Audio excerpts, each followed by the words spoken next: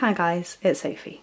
This is going to be the shortest of shortest videos, but I built some new TBR shelves and I thought I'd show you what is on my general fiction TBR at the moment, and obviously these are a few of the ones I've mixed in for my Around the World that I'm reading this month.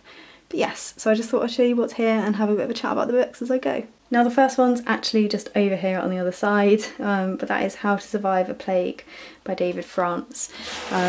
So this one is a scientific history of the AIDS epidemic and kind of the measures taken to understand it and to try and combat it. I really like reading about the AIDS crisis for some reason, and whilst this is a really chunky book, I think I'm probably going to get on quite well with it. And then moving on over here, I have Living with Pattern by Rebecca Atwood, and this is a book all about how to incorporate pattern into your home and your life, and it's quite technical, it's quite kind of precise in the way that it suggests you do this, but I think I'm going to enjoy it.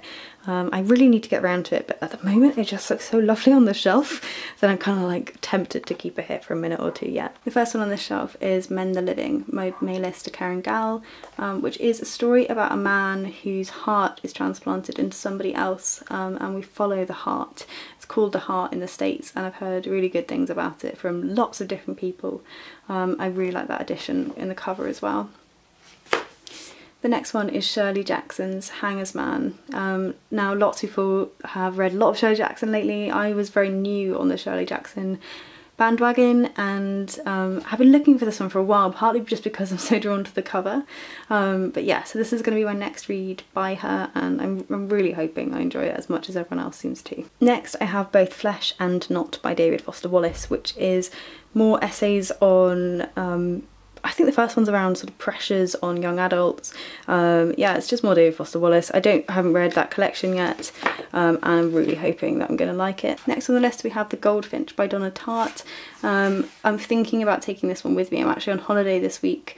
New York, something about New York. But yeah, I have read all of the other Donna Tartt's, the other two, but I haven't got to The Goldfinch yet, and I think I'm going to love it, so I may well take it with me and read over this next week. Then I have The Fifth Child by Doris Lessing, which is a story of an unwanted, unloved child who is kind of seen to be wrong. All of the other four children are thought to be good and the fifth child is somehow bad.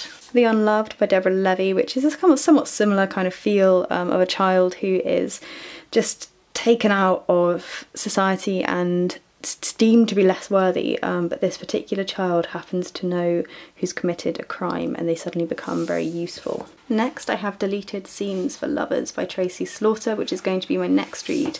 It's a collection of sexy, really horrible, dark short stories that hopefully I'm going to love.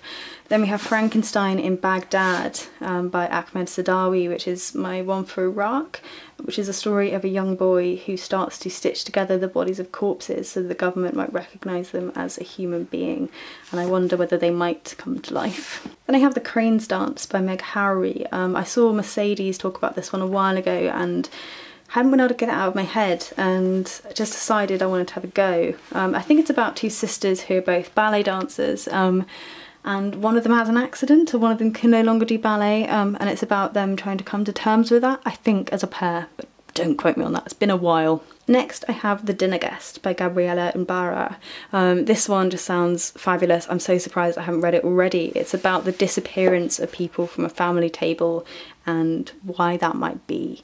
I think I'm going to love it. I have Negroland by Margot Jefferson, which I picked up for a steal, which is describing the experience of people who live in very well-off communities in the States that are majority black, and how there's a sense that somehow racism, I think, is almost discounted there in the same way it is in affluent white neighbourhoods. Again, don't quote me, it's been like a year since I heard about that one. Then we have Evening Primrose by Kapana Matalda, and this one is about a young doctor growing up in South Africa. And look at that back, hopefully you've had enough time to read that, but that drew me in immediately. And yeah, that one might be another one I read soon as well. Then we have Hired by James Bloodworth, which is the story of a man who undertakes 6 months work in minimum wage UK jobs, and then has a bit of a write about what it was like and what that experience was like. I think that one's going to be really good, quite work related. And then I have The Secret Barrister, which is essentially a tell-all by an anonymous barrister in the UK. I was sent this one for review by Pam Macmillan, and I'm looking forward to getting into it, but not immediately, I don't think. And then I have The Scandal by Frederick Bachman, which it is too hot outside to be able to faff around with this snowy book for the minute, but it is kind of a thriller, kind of a small town story about one boy who for some reason decides to shoot another boy in the village and kills him. So it's understanding that and the impact it has on the town. And the last one I have is Zadie Smith's Feel Free, which is essays about race and Englishness and I think all kinds of stuff. I think there's one on cartoons. It's just kind of good solid essays, and I'm really looking forward to it. So those are all of the books that I currently have that are not my Around the World ones, barring 3 in there that have snuck their way in that I'm reading this month. I put these shelves up with great effort, psychological and physical, but they are up, and I'm hoping to keep my TBR contained to these shelves. Because I've got one little spare that's sitting down there, but I think I could probably pop it on if I really needed to. I like the idea of that, and then Round the World ones are like a shelf and a half in my other room. So hopefully you've enjoyed this little kind of TBR tour, and I'll see you guys soon in my next video.